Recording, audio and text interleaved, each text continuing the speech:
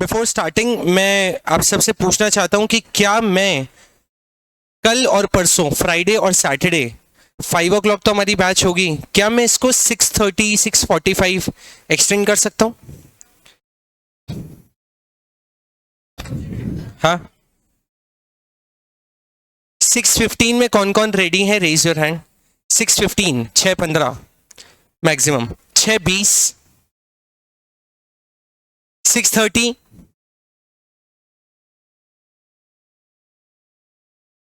ठीक है, चलिए बेटा, मैं समझ गया।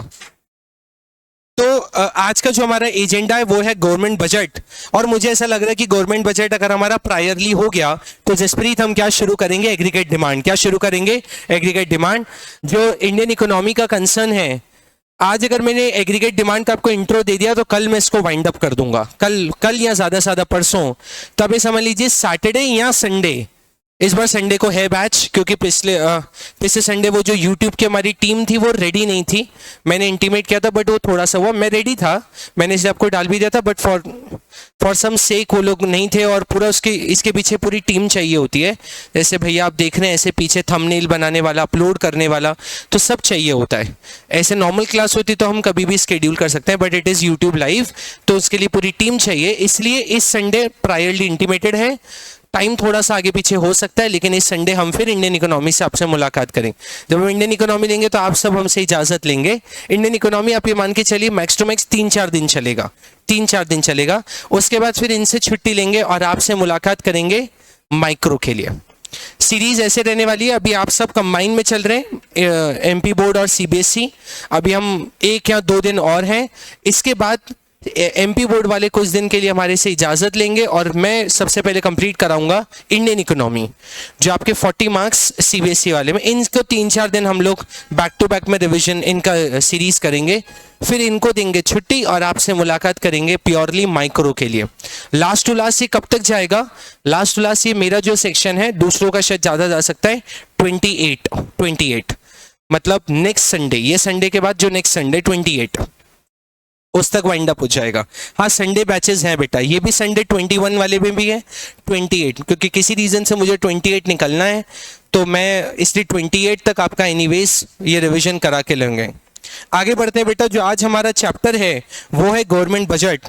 गवर्नमेंट बजट से पहले मैं आपको अपनी कहानी बताना चाहता हूँ कि गवर्नमेंट बजट, उससे आपको उत्कर्ष बहुत अच्छे से समझ में आएगा। मैं अभी एक प्लान कर रहा हूँ एक नए घर के लिए, नहीं वाकई में भी प्लान कर रहा हूँ, ऐसे नहीं सिर्फ आपको एग्जांपल बता रहा हूँ। तो बेटा जब भी मैं किसी से बात करता हूँ घर के लिए, तो वो मुझसे 2 चीज़ें पूछते हैं।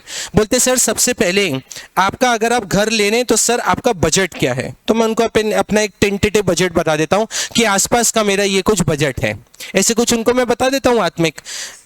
इसके बाद नहीं, ये तो कम बोल दिया आपने बेटा, ये तो नॉर्मल है। इसके बाद और आगे बढ़ते हैं सर।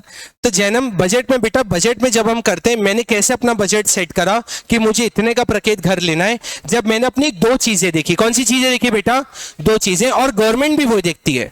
मैंने हमेशा निकुंज बच्चों को यही बताया, कोई भी कॉन्सेप्ट आपको समझना है उसको पहले माइक्रो लेवल पे समझो। कौन से लेवल पे यशराज?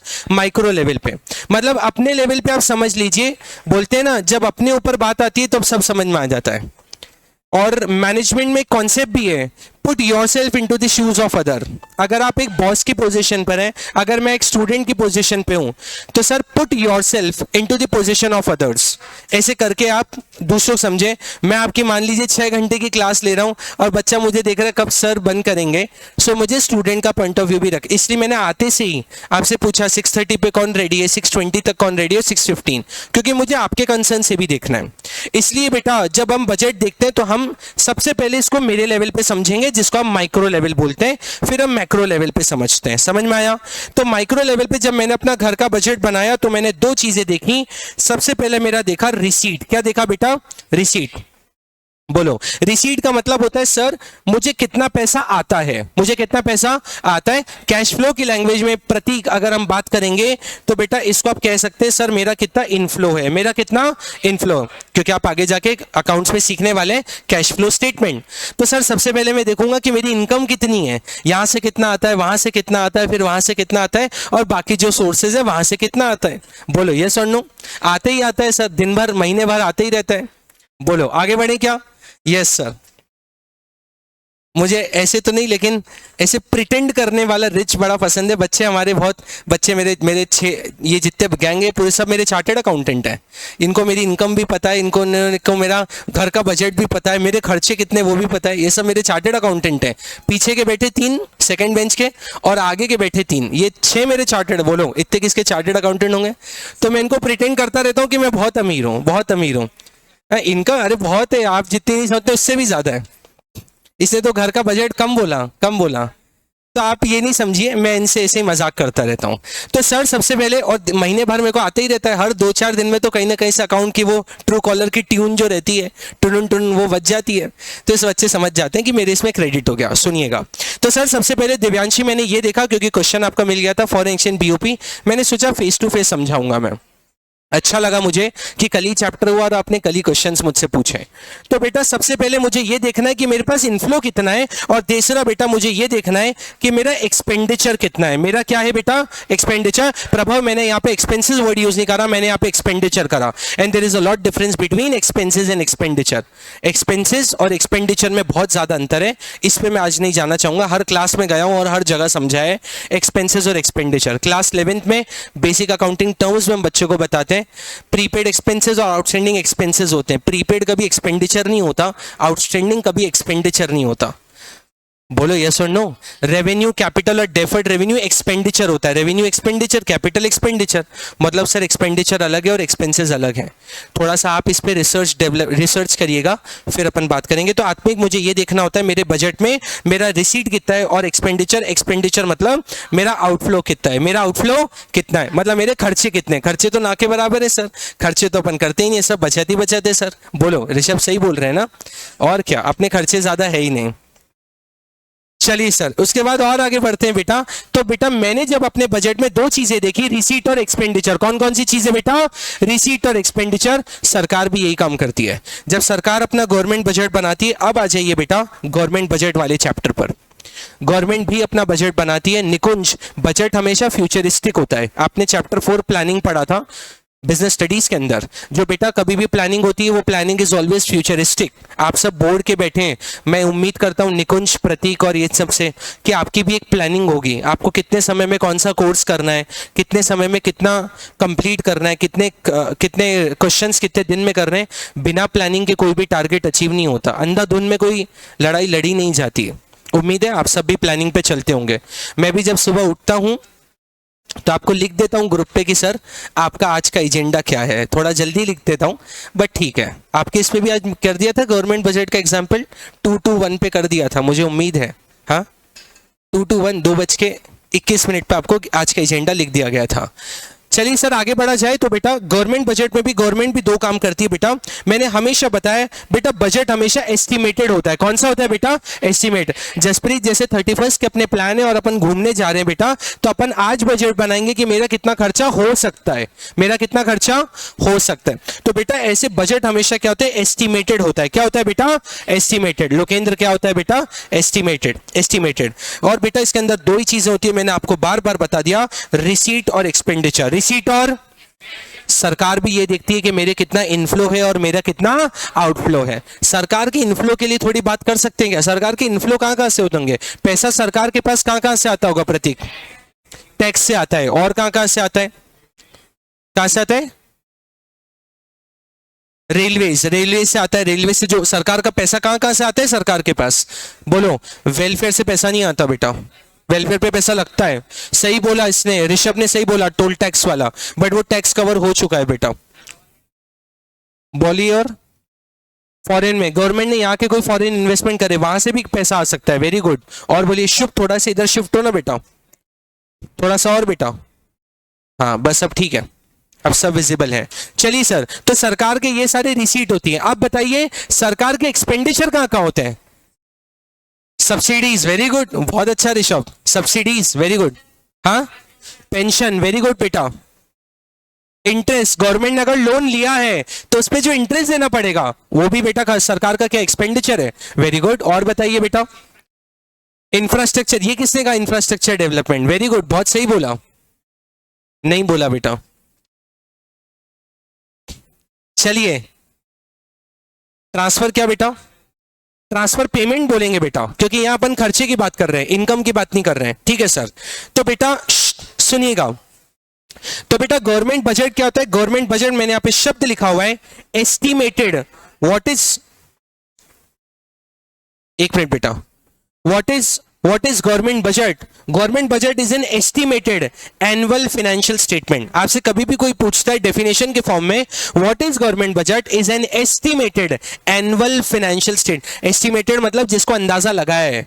प्रतीक समझ में आ रहा है ना? सरकार आने वाले साल का बजट बना रही है, तो बेटा ये क्या है? एस्टिमेटेड है। क्या है बेटा? एस्टिमेटेड। एस्टिमेट ही करूंगा ना। आप सब भी घूमने गए थे उदयपुर, माउंट आबू, यहाँ सब घूमने गए, तो आपने भी एक अंदाजन लगाया कि सर मेरा कितना खर्चा हो सकता है। हो सकता है, क्योंकि अपन एक अंदाजन ही लगाते हैं निकुंज। हो सकता है जो आपने सोचा था उससे ऊपर का खर्चा हो गया, हो सकता है उतना ही हुआ, हो सकता है नीचे, नीचे तो होगा नहीं, पेरेंट्स का लेके गए तो नीचे तो अपन सवाल ही नहीं उठता प्रतीक कि अपन बचत करके आ जाए बेटा। अपन तो और डबल खर्चा, दोस्त से भी दो 1,000 दोस्त के भी खर्च करवा के आएंगे। तो बेटा ये क्या होता है? एस्टिमेटेड होता है। क्या होता है बेटा? एस्टिमेट। उसके बाद बेटा इस साल भर के लिए होता है। इसी प्रभाव यहाँ पे नाम दिया बेटा एनुअल। क्या नाम दिया बेटा?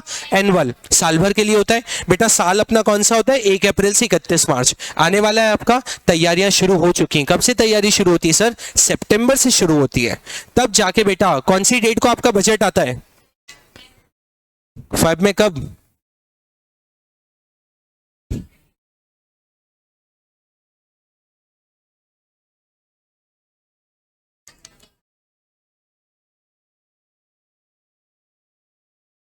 द करेक्ट आंसर इज 1 फरवरी। 1 फरवरी 2017 तक जनरल बजट और रेलवे बजट दोनों अलग अलग आते थे। एक 1 फरवरी और एक 28 फरवरी, अलग अलग बजट आते थे बेटा। लेकिन आ जाइए बेटा, तो बेटा यहाँ पे क्या होते थे? दो बजट आते थे। आत्मिक इंडिविजुअल बजट अलग आता था बेटा, और रेलवे का बजट अलग आता था। लेकिन पता है वंश, जब अलग अलग बजट निकालते ना बेटा तो अलग अलग तैयारी लगती है बेटा। तो उन्होंने क्या कर दिया बेटा? 1 फरवरी से एक ही कर दिया। 2017 के बाद बेटा क्या कर दिया? एक ही बजट बनाना शुरू कर दिया बेटा। बजट, अब प्रभाव का सवाल उठ गया सर जब आप बोल रहे हो मेरा साल शुरू हो रहा है 1 अप्रैल और 31 मार्च, तो बजट में 1 फरवरी को क्यों बना रहा हूं बेटा? जब बजट बनाया जाता है ना, सुनिएगा मैं आपसे,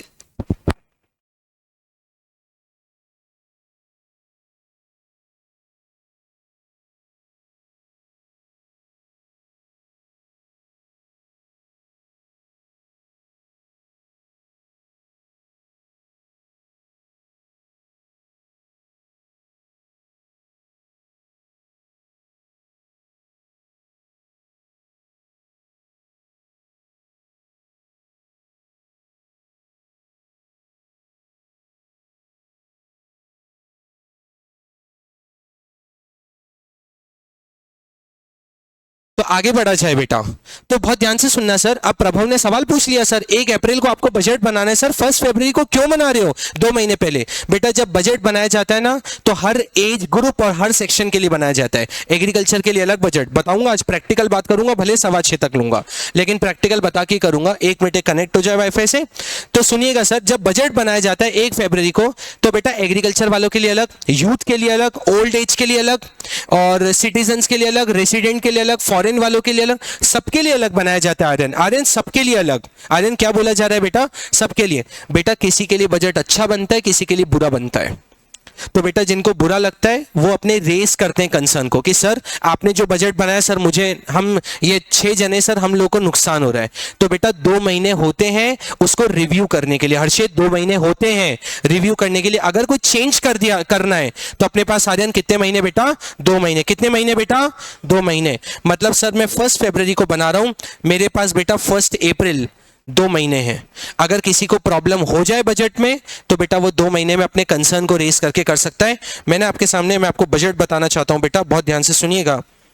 इस साल के बजट की बात करता हूं मैं। सर बजट हम लोग कैसे देखते हैं? आप लोग जो बजट देखते हैं वो इंस्टाग्राम और इन सब पे देखते हैं कि इंस्टाग्राम पे ये आ गया 12 लाख तक कोई इनकम टैक्स नहीं। हम लोग बजट कैसे देखते हैं? हम लोग जहां ओरिजिनल बजट होता है, वैसे इस बार निर्मला सीतारमण जी की जो स्पीच थी वो 2 घंटे 40 मिनट की थी। इतना ना आपके पास समय ना हमारे पास समय। तो हम लोग क्या करते हैं बेटा, which is budget speech PDF ऐसे करते हैं, जो ओरिजिनल सोर्सेज हैं उसी से देखा जाए तो समझ में आता है। सीधे बेटा .gov.in is the authorise source. .gov.in 25-26 का बजट की स्पीच है, ये करीबन 52 पेजेस की होती है बेटा, 52, इस बार 60 है। तो बेटा इसको रोज हम 2-2, 3-3 पेज पढ़ते हैं। मैं आपको बताना चाहता हूँ, फर्स्ट पेज गवर्नमेंट का ये emblem republic of India 25-26, Nirmala Sitharaman ji which is the current finance minister, 1 फरवरी 2025 को निकला है। अभी की तैयारी शुरू हो गई है 26 वाले। ये होता है बेटा पूरे बजट का इंडेक्स, आपके सामने ये इंडेक्स है।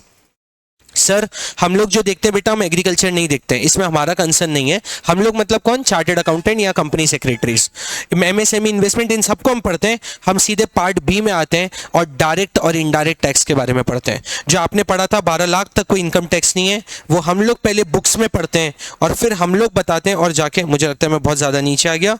यहाँ पे बेटा आपको पूरा का पूरा कितना क्या हुआ है, जो आप लोग एमएसएमई की पढ़ते थे, अगर आपको याद हो क्लास 11 बिजनेस स्टडीज, एमएसएमई की निकुंज लिमिट थी 1 करोड़, 1.5 करोड़, 2.5 करोड़, वो चेंज हो गई, वो यहाँ से आती है, वो यहाँ से आती है। यहाँ से हम लोग पढ़ के फिर छोटे छोटे जो चार्टर्ड अकाउंटेंट, हाँ मुझे मैं सही पर आ गया, ये था बेटा इस साल जो अगले साल से इंप्लीमेंट होगा।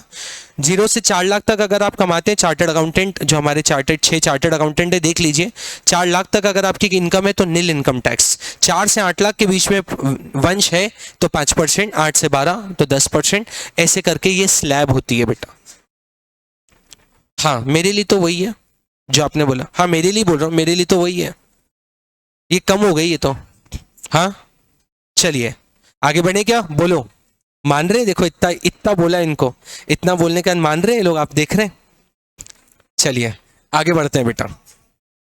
हाँ चलिए बेटा, तो बेटा ऐसे करके हम लोग क्या होते हैं, बजट की स्पीच पढ़ते हैं। आप लोगों को भी अगले साल से पढ़ना है। आप लोग अगर कुछ सीखना चाहते हैं तो अपनी स्टडी बढ़ा दीजिए, हम लोग भी करते हैं। सर मेन गवर्नमेंट बजट का ऑब्जेक्टिव क्या होता है, इनकम और वेल्थ को रीडिस्ट्रीब्यूट करना। इनकम और वेल्थ को क्या करना बेटा, रीडिस्ट्रीब्यूट। बचपन में जब बर्थडे पार्टी होती थी, आजकल तो बाहर होती है, पहले घरों में होती थी कि आज मेरी बर्थडे पार्टी तो शाम को घर आ जाना। शाम को केक कटता था और खाना वाना होता था, या जनरली वो एक प्लेट होती थी जिसको हम प्लेट बोलते थे, जिसपे केक का थोड़ा सा पीस होता था, छोटी थोड़ी बहुत चिप्स होती थी, समोसा वगैरह, या जो जैसा अपनी श्रद्धा अनुसार, श्रद्धा भक्ति जैसी जिसकी हो वो वैसा रख लेता था। और बाकी अगर थोड़ा सा और अच्छा है तो अपने को खाना वाना भी खिला देता, और खाने में चीज़ें फिक्स होती थी, पूड़ी और आलू की सब्जी होती थी। तो बेटा ये तो ठीक है सर, आप ये क्यों बात यहाँ पे बता रहे हैं सर? बेटा जब हम घर में एंट्री देते थे तो घर में ना जो पंखा होता था, जनरली तो बेडरूम्स में ही, क्योंकि घर पहले छोटे छोटे थे, तो बेडरूम में जो पंखा होता था उस पर बड़ा सा बलून होता था। उस बलून पे क्या होता था, अंदर बहुत सारी चॉकलेट होती थी।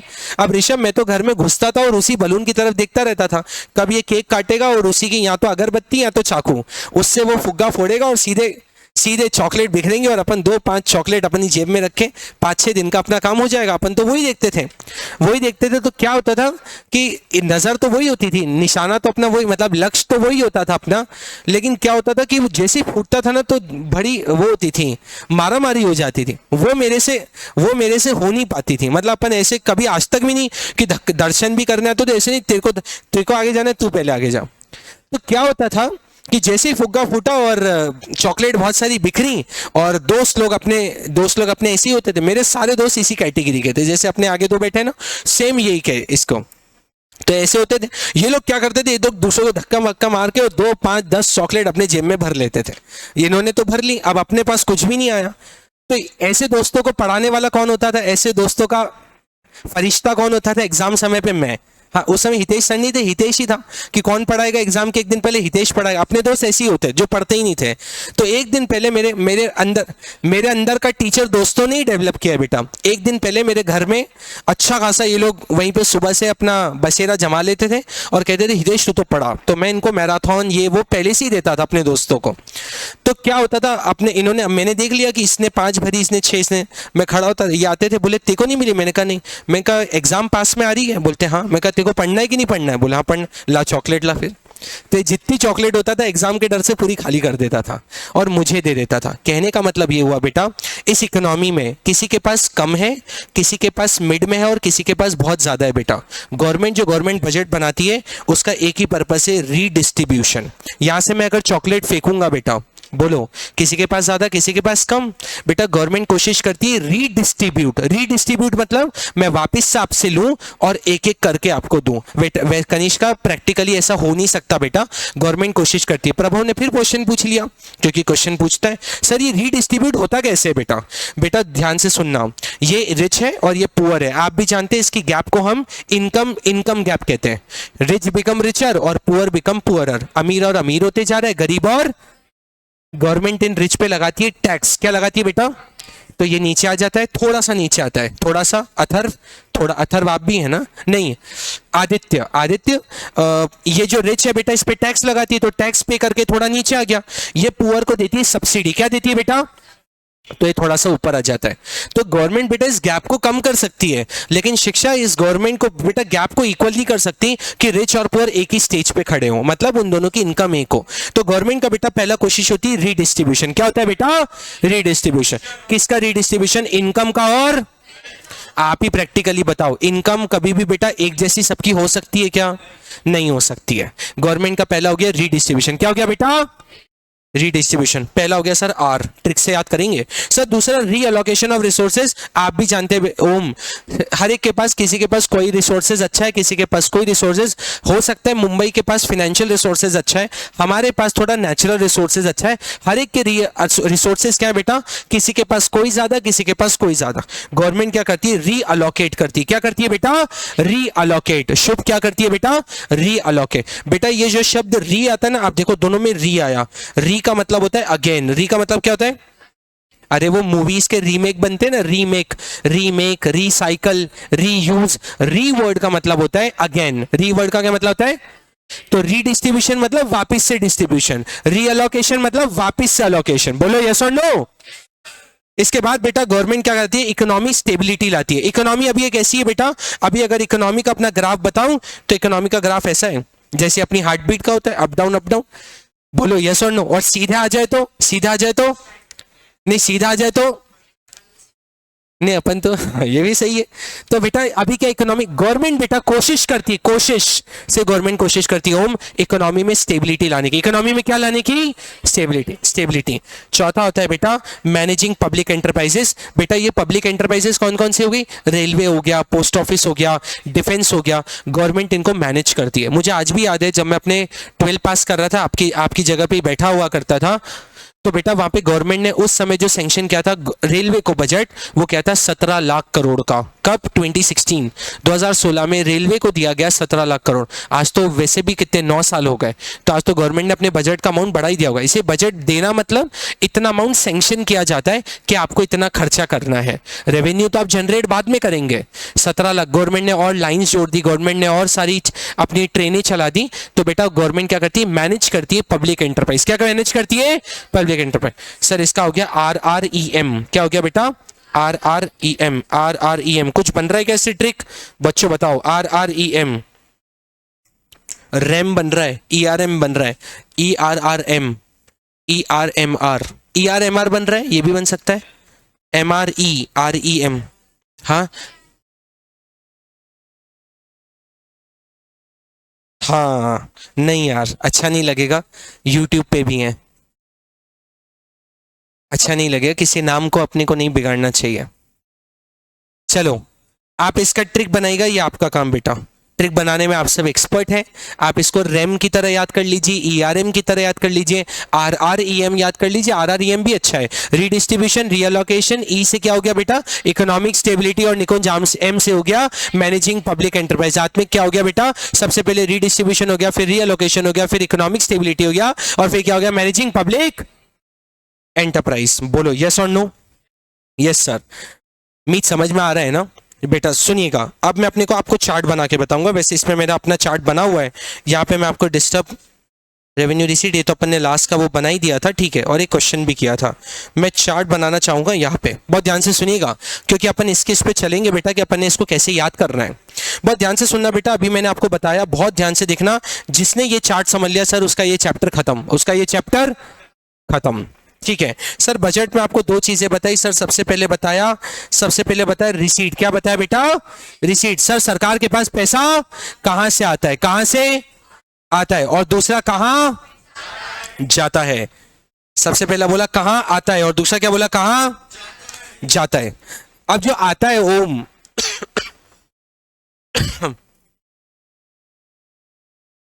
जो आता है बेटा, मैं 1 मिनट लूंगा, वो दो तरीके से आता है, लॉन्ग टर्म और, तो जो जाता है वो भी कौन सा दो तरीका होगा, लॉन्ग टर्म है शॉर्ट टर्म।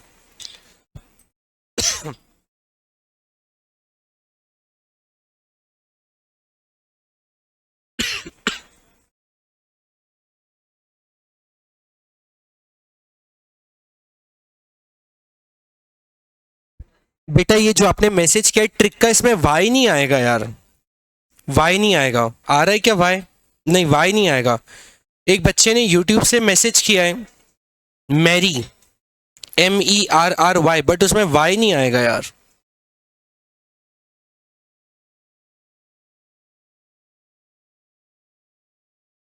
हाँ यार,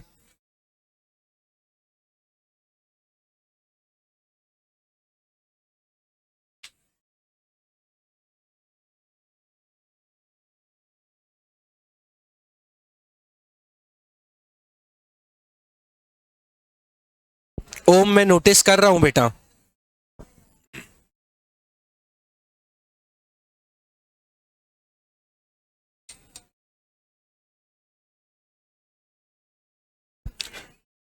ओम पडियार बेटा, मैंने आपके मैसेजेस पढ़े, मुझे क्लियर है बेटा, मैं नोटिस कर रहा हूं आपकी चैट, आप चिंता मत करिए, मैं पढ़ रहा हूं आपके मैसेजेस।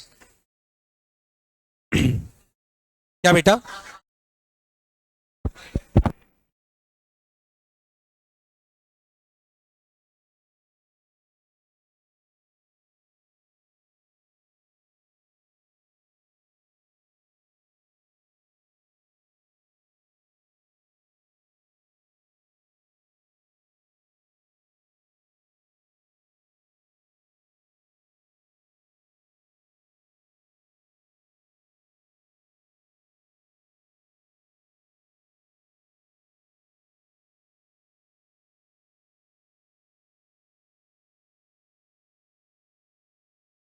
क्या मिल रहा है?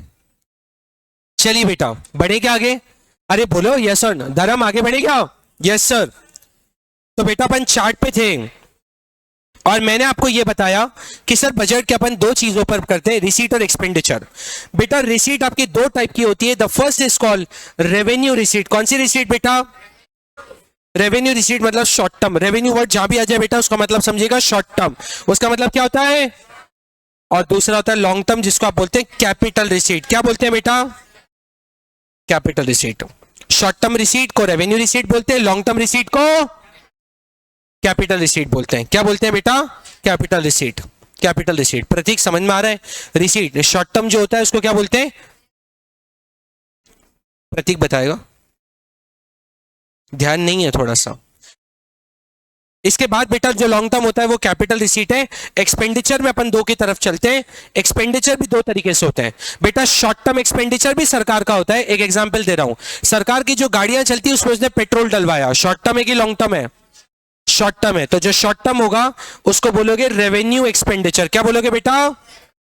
और सरकार ने एक फ्लाईओवर बना दिया, लॉन्ग टर्म है कि शॉर्ट टर्म है?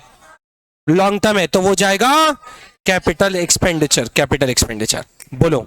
रेवेन्यू वर्ड पकड़ लीजिए सर, रेवेन्यू वर्ड का मतलब ही शॉर्ट टर्म होता है और कैपिटल वर्ड का मतलब ही लॉन्ग टर्म होता है। मीट समझ में आ रहा है क्या? Yes sir. अब बेटा इसकी ट्रिक है, उसकी ट्रिक के लिए उसकी ट्रिक पे अपन चलते हैं।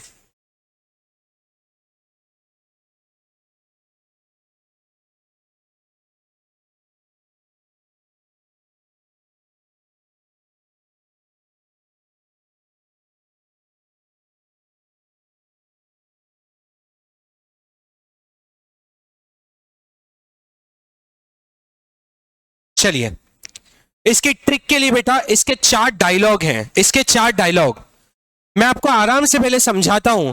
आपने एक बार सिर्फ इसको अच्छे से देख लिया तो भी ये चीज बेटा बहुत अच्छे से आपको याद हो सकती है। बहुत ध्यान से सुनना, रेवेन्यू रिसीट का डायलॉग है, which neither create any liability, which neither create मैं जिसको बोला सिर्फ आप वही पढ़ती, सॉरी मैंने इसको जूम किया, सॉरी इतना ठीक है आपके लिए।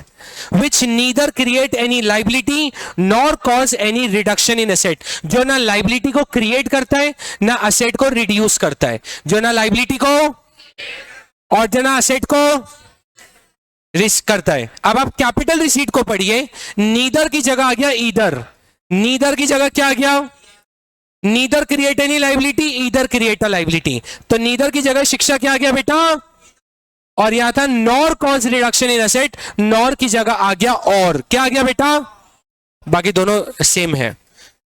10 सेकेंड देता हूं,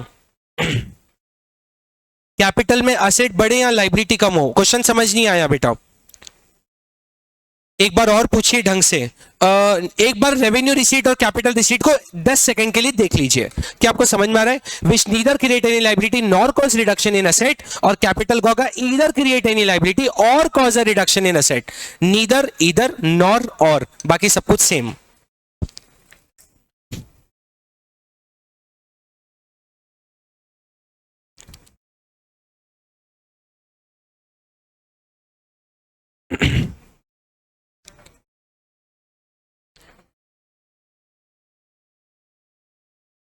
बोलिए डन है क्या। अब आप बेटा रेवेन्यू और कैपिटल एक्सपेंडिचर पे आ जाइए, बहुत ध्यान से सुनना बेटा, यहां पे दिया है रेवेन्यू एक्सपेंडिचर में, एक मिनट, रेवेन्यू एक्सपेंडिचर पढ़ते हैं, नीदर क्रिएट एनी एसेट, एक मिनट के लिए सुनिएगा, रेवेन्यू एक्सपेंडिचर के पहले रेवेन्यू रिसीट देखिए, वहां था नीदर क्रिएट एनी लाइबिलिटी और यहां पे neither create any asset, yes और नो, मतलब ओ मुझे ये बात समझ में आ गई, जहां पे यहां लाइबिलिटी है वहां यहां एसेट है, वहां क्या है बेटा, रेवेन्यू एक्सपेंडिचर और रेवेन्यू रिसीट को देखिएगा, रेवेन्यू रिसीट में जहां लाइबिलिटी था, इसे मैंने ग्रीन से सर्कल किया है, जहां लाइबिलिटी था वहां असेट है, और जहां असेट था वहां, बाकी सब कुछ सेम है, neither create any asset nor cause reduction in liability, और बेटा बाकी का नीचे का सेम है, जहां नीदर था वहां ईदर आ गया, जहां नॉर था वहां असेट असेट ही है और लाइबिलिटी लाइबिलिटी भी है, मतलब इसमें ये फर्क है बेटा, जहां यहां लाइबिलिटी वहां यहां असेट, जहां यहां असेट वहां ये लाइबिलिटी। अब आराम से रेवेन्यू एक्सपेंडिचर और कैपिटल एक्सपेंडिचर को देखिए, आपको याद हो जाएगा, मैं श्योर हूं जिसने इसको पक्का कर लिया, बच्चे को यही कंफ्यूजन होता है सर कहां नीदर है, सर कहां ईदर है, कहां असेट है, कहां लाइबिलिटी है। मैं अगर आपसे रेवेन्यू रिसीट की बात करूं वंश चौधरी, तो वह है neither create any liability nor cause reduction in asset, और यहां था कैपिटल रिसीट में neither create either create any liability और कॉज रिडक्शन इन असेट। इसके बाद रेवेन्यू एक्सपेंडिचर पे जाए, neither create any asset nor cause reduction in liability, और कैपिटल एक्सपेंडिचर में है ईदर क्रिएट एनी असेट और कॉज रिडक्शन इन लाइबिलिटी। सही बोला ना, करेक्ट, मुझे तो पूरा याद है, उम्मीद है आपको भी याद हो गया होगा। आराम से 1 मिनट और लीजिए और आराम से देखिए, फोटो लेना है फोटो लीजिए। यूट्यूब लाइव का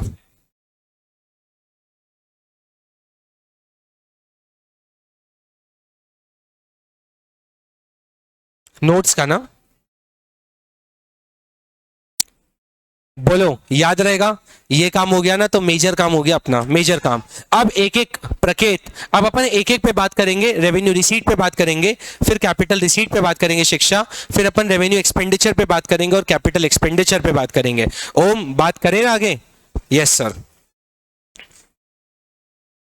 चलिए सर अब एक एक पे बात करते हैं सर, और आप बताइए सर, मुझे ऐसा लग रहा है कि अपने टाइम को देखते हुए आज अपन सिर्फ गवर्नमेंट बजट को ही कंप्लीट कर पाएंगे।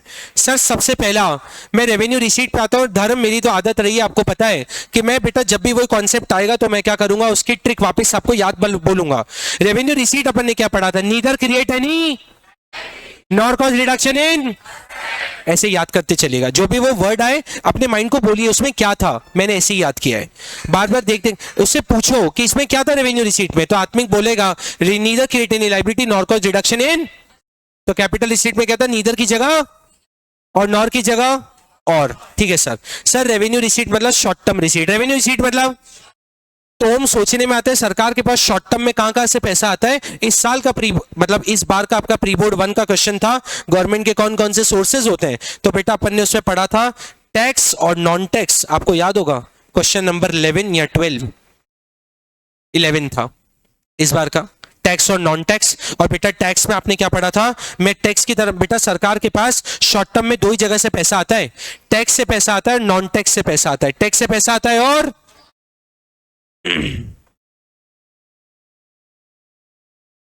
बोलो, टैक्स से पैसा आता है और नॉन टैक्स से पैसा आता है। ठीक है बेटा, टैक्स से जो पैसा आता है वो यहां पर है। टैक्स में मैं आपको बताना चाहूंगा बेटा, सबसे पहले चलिए वो इसमें ही है बेटा, इसमें थोड़ा सा आपको एक्स्ट्रा भी है, नॉलेज भी है, मतलब एक्स्ट्रा भी मैंने पॉइंट ऐड करे जो शायद आपकी किताब में नहीं मिलेंगे। बेटा सबसे पहले आता है प्रोग्रेसिव। क्या आता है बेटा, प्रोग्रेसिव से बेटा अभी मैंने आपको बताया था, आपको याद होगा, अभी मैंने आपको जब इनकम टैक्स की स्लैब बताई थी, ये this is the best example of progressive, this is the best example of.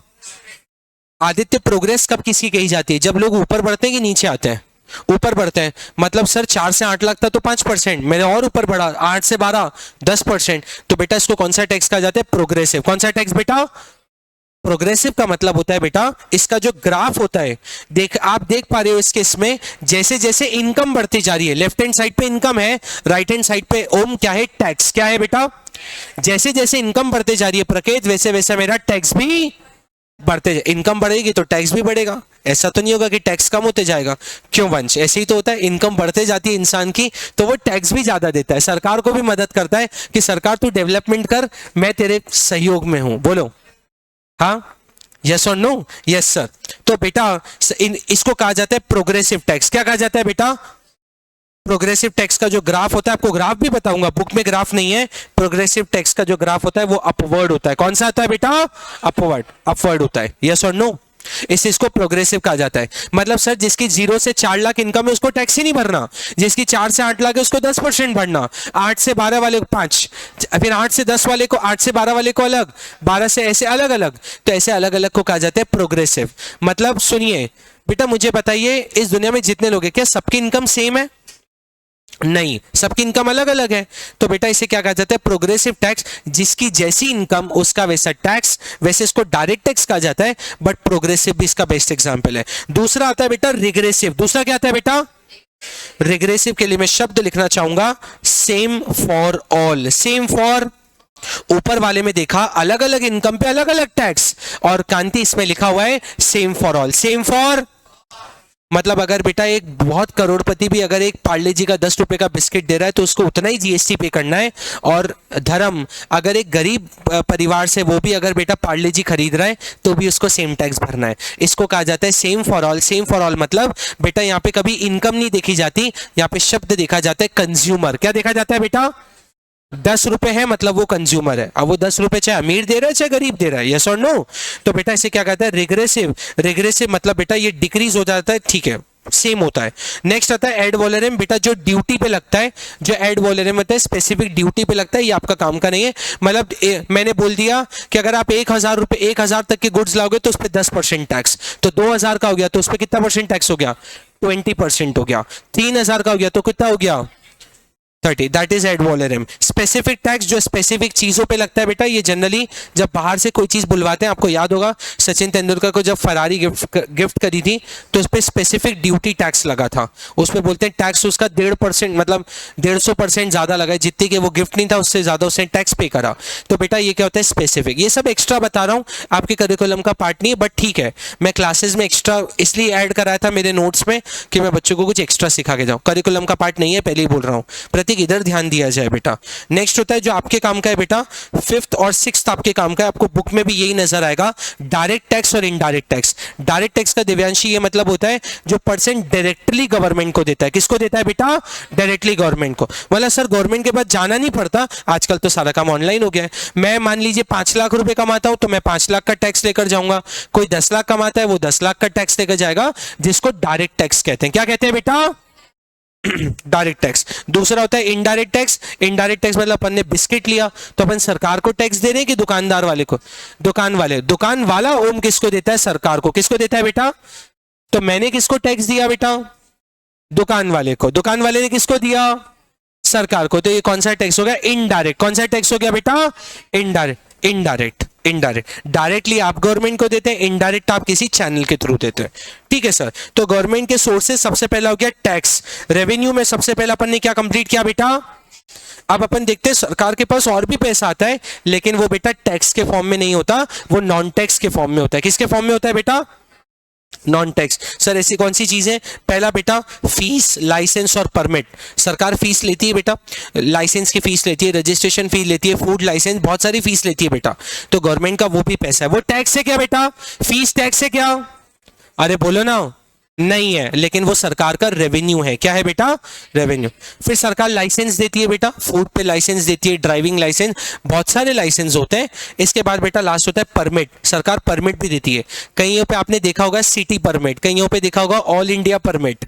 तो ये जो परमिट लेनी पड़ती है बेटा, ये भी सरकार का एक रेवेन्यू है। मतलब आपको पैसे देने पड़ रहे हैं। बोलो आदित्य, समझ में आ रहा है कि नहीं आ रहा है? आ रहा है। इसके बाद बेटा सेकंड, ये तो बॉयज को अच्छे समझ में आएगा जो ट्रिपलिंग में यहाँ पर आते हैं, फाइन। कई बार पुलिस वाले ने पकड़ लिया, ओम पकड़ लिया अपने को, तो उसको क्या देना पड़ता है? अपने को फाइन पे कर। नहीं, जो आप देते हैं बेटा उस प्रकेत उसको कभी फाइन नहीं कहा जाता। फाइन कब कहा जाएगा बेटा? जब जितना आपका एक्चुअल बन रहा है। मान लीजिए हर एक का एक फिक्स है। हेलमेट ना पहनने का कितना चार्ज है? 300। इंश्योरेंस नहीं है, जिसको आप बीमा कहते हैं, 2000। अगर आप एक्चुअल भरते हैं, एक्चुअल जितना आपका एक्चुअल है, जो आपको वो रसीद देता है, तो उसको कहा जाएगा फाइन, क्योंकि वो सरकार की ट्रेजरी में जाता है। लेकिन प्रकेत अपन ने बोल दिया 300 तो नहीं है, हेलमेट पहन के नहीं आया था, बाल बिगड़ जाते हैं मेरे सर, हेयर स्टाइल बिगड़ जाती है, सामने मेरे को एकेडमी में जाना होता है सर। हमारा प्रकेत है, ये सामने चेकिंग चल रही थी, क्लास आ रहा था, ये वहीं सामने ही पकड़ लिया इसको। 2 क्लास इसने वहीं बिताई उनके साथ, पुलिस वालों के साथ। 2 क्लास के बाद इसको कुछ पे करना पड़ा ना प्रकेत, 300 देना पड़ा। इसने एक्सक्यूज कह दिया, सर हेयर स्टाइल बिगड़ जाती है, दूर से आता हूँ सर मैं, तो हेलमेट में पहन नहीं सकता। उन्होंने कहा तू अब यहीं खड़े रहे, हेयर स्टाइल अब मैं बिगाड़ूंगा अब। ऐसा है। तो क्या होता है?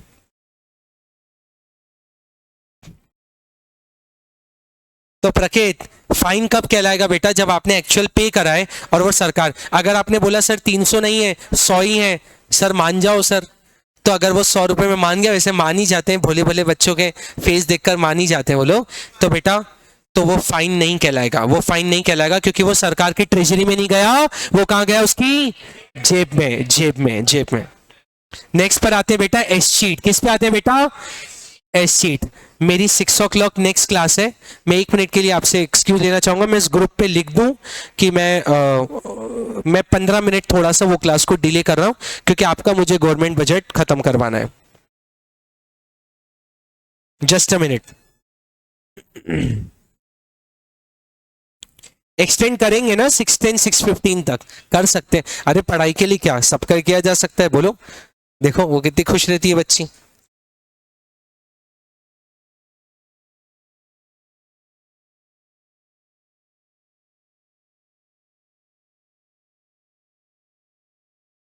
चलिए डन, आगे बढ़ा जाए निकुंज। और अपन देखते हैं बेटा एस शीट। एस शीट जो है वो मेरा फेवरेट टॉपिक है। एस शीट का मतलब होता है, अगर कोई पर्सन है, सुनिएगा, ये सब सरकार के आत्मिक रेवेन्यू बता रहा हूं। पहला आपको बताया फीस, फाइन्स और परमिट, लाइसेंस। नेक्स्ट आपको बताया फाइन। थर्ड आपको मैं बताता हूं धर्म एस शीट। एस शीट का मतलब है कोई पर्सन है जिसके आगे पीछे कोई नहीं है, मतलब उसके कोई उसके मतलब कोई रिश्तेदारी नहीं है दूर दूर तक। अब मान लीजिए अगर वो चला गया, तो गवर्नमेंट क्या करती है बेटा? उसकी प्रॉपर्टी या जो भी उसकी चीजें हैं उसको क्या कर लेती है बेटा? सीज कर लेती है। या तो उस जगह पे कोई ओपन करेगी या शिक्षा उस जगह को बेच देगी बेटा। उस कॉन्सेप्ट को कहा जाता है एस शीट। क्या कहा जाता है बेटा? मुझे समझ नहीं आता इसका नाम एस शीट क्यों रखा, थोड़ा नेगेटिव वर्ड आता है, बट ये तो ठीक है, इट्स अ गुड कॉन्सेप्ट। अगर वो कोई पर्सन का आगे पीछे कोई नहीं है, वो मूवी आपने देखी होगी अक्षय कुमार की एंटरटेनमेंट, जिसमें उसको प्रूव करना पड़ता है कि मैं इसका बेटा हूं। ऐसे कुछ था, मुझे बहुत साल पहले मूवी देखे हुए तो बरसों हो गए, तो कभी याद आता है कि ऐसी कोई मूवी थी, एंटरटेनमेंट था। बोलो अरे ठीक है कि नहीं? इतने सीरियस क्यों है? शांति से बोल रहे हैं। चलिए आगे बढ़ा जाए। इसके बाद बेटा जो पब्लिक एंटरप्राइजेस हैं उनसे भी इनकम होती है, रेलवे से रेवेन्यू आता है, पोस्ट ऑफिस से आता है, डिफेंस आता है, गवर्नमेंट के जितने डिपार्टमेंट है अच्छा खासा रेवेन्यू आता है, थोड़ा नहीं। क्योंकि गवर्नमेंट को कभी प्रमोशन नहीं करना पड़ता, गवर्नमेंट को बोलना पड़ता है कि प्रमोशन जैसे प्राइवेट करता है, मार्केटिंग करता है, गवर्नमेंट को मार्केटिंग की जरूरत नहीं, क्योंकि गवर्नमेंट ऐसी इंडस्ट्रीज में है जहां जो पब्लिक की नीड्स है। रेलवे को कभी बोलना पड़ा यहाँ से ट्रेन पे ये ऑफर है, ये करने आ जाइए, इतने इतने मार्च तक ये चीज कंप्लीट कर लीजिए। आपको पता है आपको जाना है तो आपको ट्रेन, अगर आपको जाना है ट्रेन प्रेफर कर रहे हैं, और आप तो अच्छे अच्छे ट्रेन प्रेफर कर रहे हैं। जो फ्लाइटों में उड़ा करते थे, समय ऐसा आ गया कि उनको ट्रेन पे ही जाना पड़ रहा है। बोलो आत्मिक, फ्लाइट का कुछ हाल ऐसा है कि उसको रेलवे ही प्रेफर करना पड़ रहा है। आगे बढ़ते हैं बेटा। इसके बाद ग्रांट और डोनेशन, गवर्नमेंट को कहीं से ग्रांट और डोनेशन भी आता है। There is a lot difference between grant and donation, these are not same. ये नहीं होना चाहिए, ऑब्लिक नहीं होना चाहिए, ग्रांट अलग होती है, डोनेशन अलग है। ठीक है बेटा, यस और नो। नेक्स्ट पे बढ़ते हैं। क्या करें एक्सटेंड की यहीं पे रहें, उसको कल कंटिन्यू करें?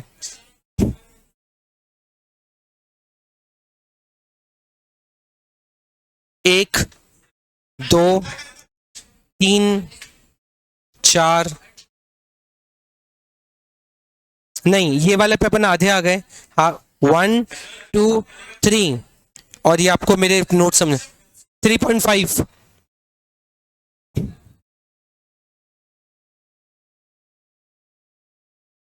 कैपिटल रिसीट सुनिए, रेवेन्यू रिसीट आज का, रेवेन्यू रिसीट करा दी, टैक्स और नॉन टैक्स अभी आपको बता दिया। कैपिटल रिसीट और आज कर लेते हैं, एक्सपेंडिचर वाला पार्ट कल कर लेंगे। रिसीट वाला शुभ आज हो जाएगा, शुभ काम में देरी नहीं की जाती है, तो शुभ अपन आगे बढ़ते हैं। शुभ तो हाँ बोल रहा है पीछे से, सर कर दीजिए।